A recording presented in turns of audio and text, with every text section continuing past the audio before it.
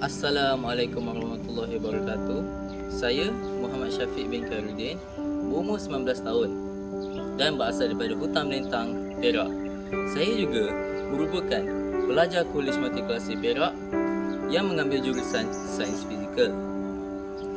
Selain daripada itu, saya juga mempunyai 5 orang adik-beradik, termasuk saya yang mana saya merupakan anak yang kedua. Kakak saya telah melanjutkan pelajaran ke universiti, manakala adik-beradik saya masih meneruskan persekolahan mereka.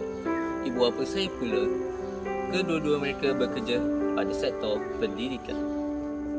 Memulakan pendidikan saya di Sekolah Kebangsaan Sipang 4 dan seterusnya melanjutkan pelajaran saya di Sekolah Menengah Sains Terlantan. Namun, saya menghabiskan pelajaran saya iaitu dengan peperiksaan penilaian tingkatan 3 dan mengambil sijil pelajaran Malaysia saya di Sekolah Kebangsaan K. Johari. Dan usai sahaja peperiksaan saya tersebut, saya seterusnya melanjutkan pelajaran di Kolej Matrikulasi Perak selama 2 tahun. Juga mempunyai personaliti yang agak menarik dan cukup mengagumkan, seperti saya mempunyai kepimpinan yang tinggi di dalam sesebuah pasukan dan mampu bekerjasama antara pasukan-pasukan yang lain. Saya juga mempunyai pemikiran yang kritis ketika dalam keadaan kritikal. Melalui personaliti ini, saya mampu melahirkan kemahiran yang diperlukan pada masa kini, seperti kemahiran dalam perbahasaan. Saya amat fasih dalam bahasa Melayu. I'm also fluent in the English. Nihongo wa orebenkyou imasu, iaitu saya juga sedang belajar bahasa Jepun.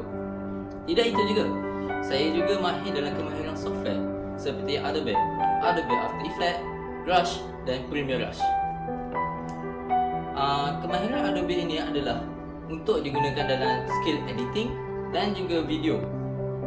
Selain daripada itu, kemahiran Unity adalah asas dalam membuat permainan video, dan Microsoft seperti Excel, Word, PowerPoint dan sebagainya untuk dilakukan sebagai kerja.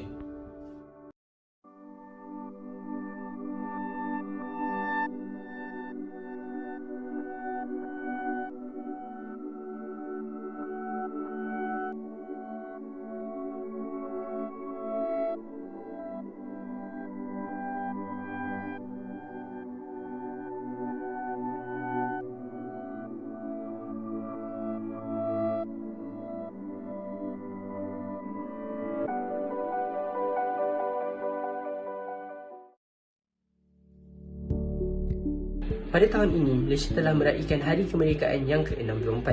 Ini juga menunjukkan bahawa Malaysia telah menjalankan sistem demokrasi berparlimen selama 64 tahun. Sistem demokrasi berparlimen ini amatlah penting kepada sesebuah negara yang mendaulatkan kebebasan rakyat. Tahukah anda, sistem demokrasi ini merupakan suatu sistem di mana keutamaannya dituju kepada kehendak dan suara rakyat. Rakyat juga mempunyai kebebasan untuk memilih pemimpin yang akan menerajui dan membentuk negara pada masa akan datang.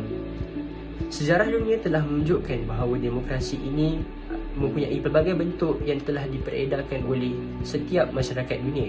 Namun secara hakikatnya, sistem demokrasi ini bukanlah antara sistem yang dominan dalam sejarah dunia. Akan tetapi, sejak kebelakangan ini, sistem demokrasi ini merupakan suatu sistem yang paling dominan.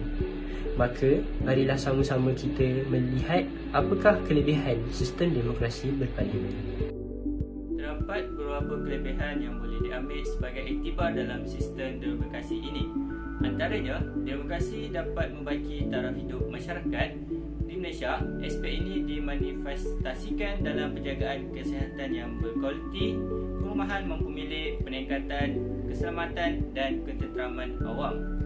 Selain itu, penambahbaikan perkhidmatan kecemasan, pengukuhan integrasi sosial dan perpaduan, sekaligus penyertaan yang meluas dalam sukan dapat berkembang dan dikekalkan pada masa akan datang. Pada pendapat saya, salah satu kelebihan demokrasi berparlimen ialah rakyat sendiri sesebuah negara ataupun kerajaan dapat turut serta dalam pemerintahan negara. Sebagai contoh, rakyat Malaysia berpeluang menjadi wakil rakyat sama ada di Dewan Rakyat ataupun Dewan Negara. Wakil rakyat yang dipilih akan bertanggungjawab mengubah dasar-dasar untuk memastikan negara membangun dengan cepat dan licin. Antara kebaikan pelibatan semua rakyat dalam pembangunan negara ialah dapat mencungkil bakat-bakat negara terutamanya dalam kalangan generasi yang muda. Selain itu, pelibatan semua rakyat dalam pemerintahan dan pembangunan negara penting supaya sesebuah negara dapat bertahan dengan lama.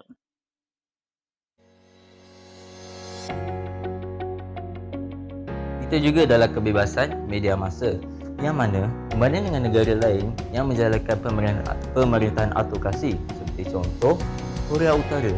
Kita dah tahu kenapa ramai orang tidak mahu mendudukinya di sana, kerana di sana tiada kebebasan media massa akibat pemerintahan berdasarkan autokrasi, yang mana telah jelas bahawa pemerintahan autokrasi adalah pemerintah semata-mata demi pemerintah, yang mana media massa di sana adalah semata-mata tidak memburukkan nama pemerintah. Tiada yang mampu mengeluarkan suara melainkan pemerintah.